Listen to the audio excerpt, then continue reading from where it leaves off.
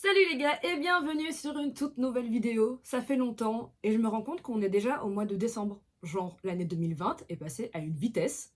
Genre on n'a rien vu. Enfin si, on a vu beaucoup de choses mais l'année en elle-même, on l'a pas vu passer. C'est hyper flippant. J'espère en tout cas que 2021 ira mieux.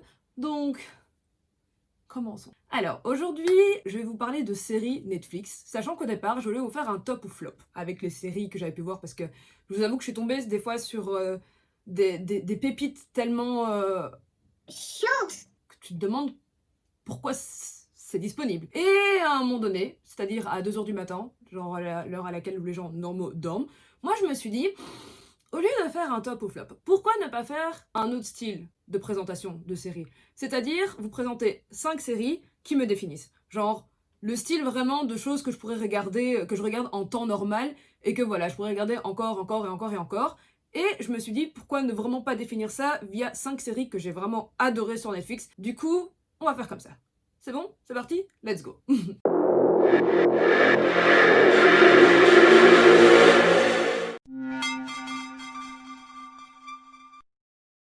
Si vous me connaissez un tant soit peu, vous savez que moi j'adore tout ce qui touche à l'horreur, c'est-à-dire les films d'horreur, les séries, les documentaires, enfin les histoires, les jeux, tout ce qui touche à l'horreur, c'est vraiment mon dada. Et d'ailleurs, si vous me demandez de vous citer des films, je peux vous en sortir, mais à gogo, genre vraiment à gogo. Essayez de regarder un film d'horreur avec moi que je n'ai pas vu, c'est littéralement mission impossible, vraiment. L'année dernière, j'avais découvert sur Netflix la série The Haunting of Hill Manor. Moi et ma prononciation, je suis désolée.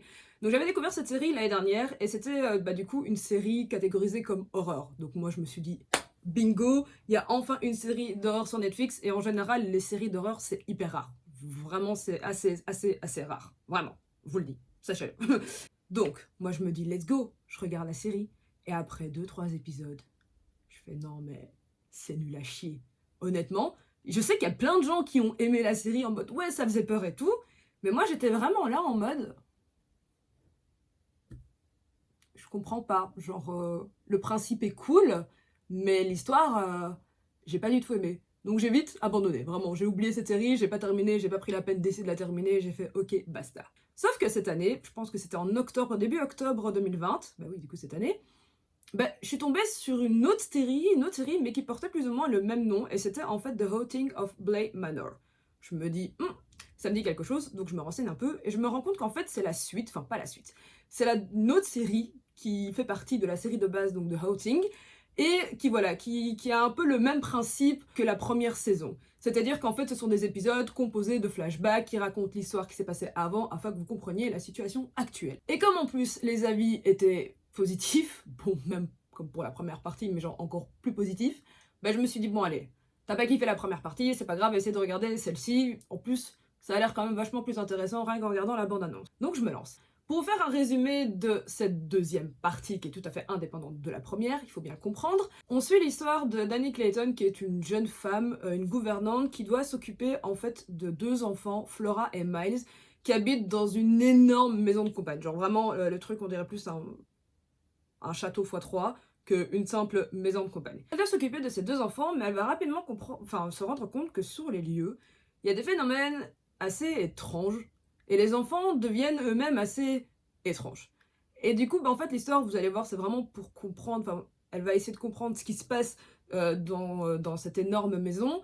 Et en fait, c'est assez cool parce que, donc, on a l'histoire de base, donc c'est une histoire à elle avec les 2 enfants et les autres personnes qui vivent là.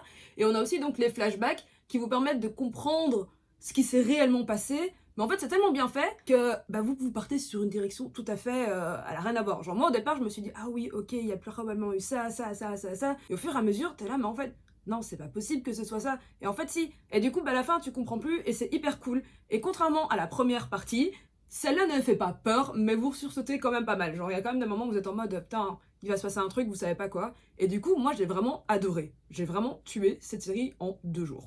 En plus de ça, la série est assez courte parce qu'il y a 9 épisodes, mais c'est 9 épisodes qui durent entre 40 et 50 minutes, je pense. Donc franchement, regardez-la. Vraiment, même si vous êtes quelqu'un qui aimait pas tout ce qui est horreur ou quoi, regardez-la parce qu'il y a vraiment pas de sang, il y a pas de gore, il y a pas quoi que ce soit. Enfin, c'est easy à regarder et franchement, ça vous prend. Genre, moi, j'ai vraiment kiffé. Et en plus, comme c'est catégorisé dans horreur, même si ça fait pas peur, bah c'est vraiment genre le style de série que moi je pourrais regarder. Bon là sur le coup, on est vraiment sur un registre tout à fait différent et ça c'est vraiment le genre de série que tout le monde peut adorer. Vraiment tout le monde, tout le monde, tout le monde. Love, Death Robot est une série d'animation destinée aux adultes. Je vous vois déjà arriver, mais dans le sens où en fait si un gosse regarde ça, il va juste rien comprendre. Actuellement, il n'y a qu'une seule saison qui est composée de 18 épisodes, donc la série est toujours en production, donc il va y avoir une suite, on attend impatiemment d'ailleurs. Mais les épisodes sont vraiment assez courts, puisque c'est entre 7 et 18 minutes, donc vous pouvez vraiment les regarder à n'importe quel moment, que vous soyez dans les transports, chez vous, même au boulot. Vous pouvez vous faire plaisir. Personnellement, moi, ce que j'ai adoré dans cette série, c'est que déjà, chaque épisode est indépendant. Donc, c'est vraiment des animations tout à fait différentes. Les animations sont vraiment au top, c'est vraiment parfait. Et en fait, j'ai découvert, donc en faisant quelques petites recherches, que pour chaque épisode, c'est une équipe différente qui travaille. Et en fait, c'est pour ça que quand vous regardez la série, vous avez vraiment des épisodes tout à fait différents, que ce soit dans les animations, dans les histoires, dans l'intrigue et tout. C'est vraiment différent et franchement, vous accrochez de dingue. Et d'ailleurs, dans certains épisodes, il y a une petite morale à la fin. Faut la comprendre, et c'est surtout pour ça que c'est une série destinée aux adultes, malgré que ce soit une série d'animation. Et du coup, pour vous résumer, les épisodes, c'est un peu compliqué, genre vraiment compliqué, parce que ils sont tous différents, et je peux pas vous en résumer un, parce que je vais vous le spoiler comme c'est méga court. Donc franchement, allez-y, balancez-vous, Love, Death Robot, c'est encore disponible sur Netflix, il y a une deuxième saison qui va arriver, et en plus, c'est terrible. En plus de ma passion incroyable et légèrement flippante pour l'horreur, il y a aussi une autre catégorie que j'aime bien regarder, c'est tout ce qui est policier. Mais attention, policier dans le sens où ce sont genre en général des documentaires genre vraiment qui racontent des histoires vraies et poignantes, et surtout sur la corruption. Donc déjà ici je vais pas vous parler de NCIS ou les experts Miami, c'est vraiment un truc à la rien à voir. Alors, pour vous expliquer cette série, sachez que déjà elle se nomme Criminal et que de base c'est d'origine anglais, donc ça vient d'Angleterre, de base, de base, de base. Mais en fait il existe 4 séries. Ouais, 4 séries. Donc au lieu d'avoir des saisons, on va dire c'est 4 séries. Pourquoi? Parce qu'en fait elles sont indépendantes au niveau international l'une de l'autre. Je vous explique. Il y a d'abord Criminal, donc Angleterre, Criminal France, Criminal Spain et Criminal Germany. Donc vous comprenez un peu le délire, en fait, chaque série a son propre pays. Le principe de cette série, c'est qu'en fait, donc déjà c'est des séries très courtes parce que chaque série possède 3 épisodes qui durent 40-50 minutes. Et en fait, dans chaque épisode, on assiste à l'interrogatoire d'un individu. Donc on ne sait pas qui c'est.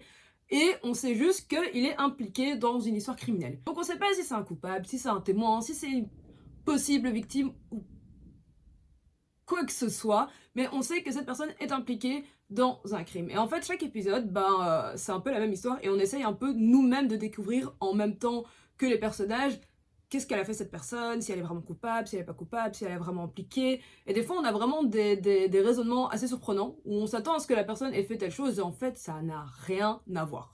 L'autre particularité donc, de cette série, c'est aussi qu'il n'y a que 3 zones de tournage. Donc en fait, vous n'avez pas des décors assez aléatoires, vous n'avez pas une histoire des personnages à suivre au fur et à mesure, parce qu'en fait, soit c'est dans le couloir avec la machine à café, soit c'est dans la salle d'interrogatoire, soit c'est dans la salle d'observation. Donc voilà, c'est vraiment focalisé, la série est vraiment focalisée sur le personnage qui est interrogé, et en fait, c'est plus tiré dans tout ce qui est psychodramatique. Ouais, en fait, Criminal, c'est vraiment ça. Et en fait, la série, pourquoi elle est hyper connue, c'est que même si elle est d'origine anglaise, donc qu'elle vient d'Angleterre, chaque pays a écrit son propre script. En France, ce sont des Français qui ont écrit l'histoire et c'est tourné par des acteurs français, alors qu'en Espagne, ce sont des Espagnols et joués par des acteurs espagnols. Donc vous voyez un peu le délire. Et honnêtement, personnellement, c'est hyper bien. Si vous aimez bien tout ce qui est histoire policier et assez complexe et que vous aimez bien vous-même essayer de comprendre le pourquoi du comment, je vous conseille vraiment de regarder ces séries. En plus, c'est vraiment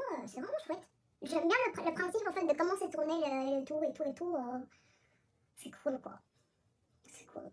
Mais là, du coup, ouais, pour vous raconter un épisode, je peux pas parce que je vais aussi vous spoil. Moi, je suis incapable de raconter des épisodes limite sans spoil quelque chose.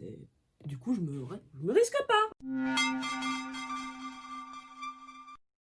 Là, cette série, je suis sûre que vous êtes beaucoup à la connaître. Into the Night, ça vous dit quelque chose. Et si ça vous dit rien, c'est que je sais pas ce que vous avez fait pendant le confinement. Vous avez fait beaucoup de choses, mais pas aller sur Netflix alors. Bon, déjà, il faut savoir que moi, les séries françaises, belges, enfin tout ce qui est francophone, en général, moi, j'accroche vraiment pas du tout. Et là, en plus, je me suis dit, c'est une série belge. Ouais, Je regarde la bande-annonce, un peu catastrophe et tout, ça a l'air cool, un peu post-apocalyptique comme ça. Et franchement, c'est énorme, c'est énorme, c'est énorme, parce que l'histoire raconte un peu le fait que soudainement, le soleil est devenu hyper dangereux, il est carrément devenu mortel. Vous avez là une étoile, une boule de feu qui fait 109 fois la taille de la Terre, qui, si vous avez des rayons qui vous touchent, vous mourrez instantanément. Et du coup, en fait, là, on est la scène de départ, c'est on est à l'aéroport de Bruxelles. Donc les gens sont prêts à embarquer dans un avion en direction de Moscou. Et t'as un gars qui débarque dans l'avion en mode ouais les gars non on va pas aller vers Moscou, faut absolument aller vers l'ouest, faut fuir le soleil, faut rester dans le noir. Tu vois un gars qui te balance ça, t'es un peu en mode... Et du coup après que les passagers aient découvert que le soleil était devenu un peu trop On fire. ils décident de sauver leur cul, hein, de faire le tour de la Terre limite, afin de rester dans le noir un maximum de temps. Il y a une suite qui va arriver, donc il y a une saison 2 qui va arriver, et j'espère, parce que vu comment la première, je l'ai tuée, vraiment, je l'ai déglinguée, j'espère qu'il y aura une deuxième partie, enfin il y aura une deuxième partie, j'espère juste qu'elle sera aussi bien que la première. Parce que vraiment, pour une série belge, j'ai vraiment été hyper bien surprise, quoi. Je sais pas si vous l'avez vu, ou si vous avez déjà vu ce que j'avais cité auparavant. En tout cas, n'hésitez pas à me le dire par commentaire. N'hésitez aussi pas à vous abonner sur mon compte Instagram, vous abonner à la chaîne, ça fait toujours, vous savez, plaisir. Hein. Puis c'est bientôt Noël, mais c'est surtout Saint-Nicolas avant, du coup, voilà. Voilà, je vous donne une bonne raison de vous abonner, c'est parce que c'est bientôt Saint-Nicolas. C'est cool, hein?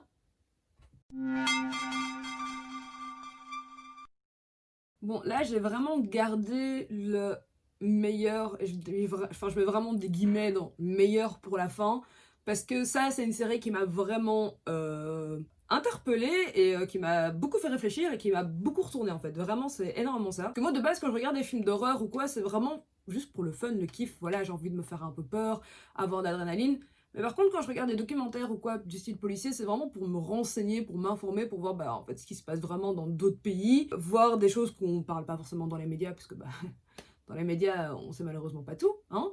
Donc, c'est vraiment plus dans ce sens-là. Et du coup, quand je suis tombée sur cette série, dans le regard, ou plus connu en anglais sous When They See Us, j'étais pas prête à ce que j'allais voir en fait. Donc en fait, cette série, qui est une série en 4 parties assez longue, je pense 1 heure, a été ajoutée sur Netflix l'année dernière. Et en fait, moi, je l'ai découverte que cette année, pendant le premier confinement. Et d'ailleurs, j'étais assez surprise de ne pas avoir découvert cette série avant. Et en fait, dans leur regard, raconte l'histoire des 5 de Central Park qui ont été en fait accusés à tort et emprisonnés à tort pour une agression d'une joggeuse dans justement le parc de Central Park en 1989. Honnêtement, c'est vraiment une série que je vous conseille vraiment de regarder, parce que vraiment, on sait que c'est une histoire vraie.